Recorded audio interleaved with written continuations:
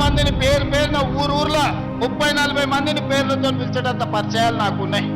ఎప్పుడు మిమ్మల్ని కలవాలని, మీ మధ్యలో ఉండాలని ఎప్పటికప్పుడు నాకు ఆలోచన ఉంటుంది, కోరిక ఉంటుంది. కానీ రాష్ట్ర స్థాయి సమస్యల్ని పరిష్కరించి రాష్ట్రం నలుమూలలో తిరిగే ప్రయత్నంలో కొంత సమయం కొడంగల్కు వచ్చే దాంట్లో కొంచెం వెనక ముందు అవుతుంది. మీరే కథానాయకులై గ్రామాన రాజకీయాలు పక్కన పెట్టున్నాయి. ఎన్నికలు వస్తుంటాయి, పోతుంటాయి. 75 ఏళ్ల నుంచి ఎన్నోసార్లు పోటీ చేసినాం. ఎన్నోసార్లు గుడన్న గెలిచింది, లేకపోతే గడన్న గెలిచింది.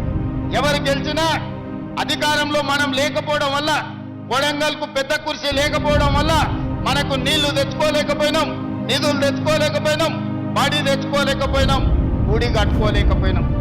మరి ఇవాళ మీ ఆశీర్వాదంతో పెద్ద కుర్చీ కొడంగల్కు కదిలొచ్చింది.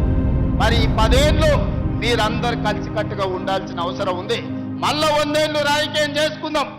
2034 వరకు మన కొడంగల్ నియోజకవర్గంలో రాజకీయాలు, గుంపులు, గ్రూపులు పక్కన పెట్టండి. మనం కలిసి కట్టుగా పని చేసుకుంటేనే రాష్ట్రానికి, దేశానికి ఆదర్శంగా కొడంగల్ని మనం తీర్చిదిద్దుకున్న వాళ్ళం అవుతాం. ఇవాళ దేశంలో ఒక నియోజకవర్గం ఎట్లా అభివృద్ధి జరగాలి అని అంటే కొడంగల్ పోయి చూసి రావాలి అని అనుకునేటట్టు ఉండాలి.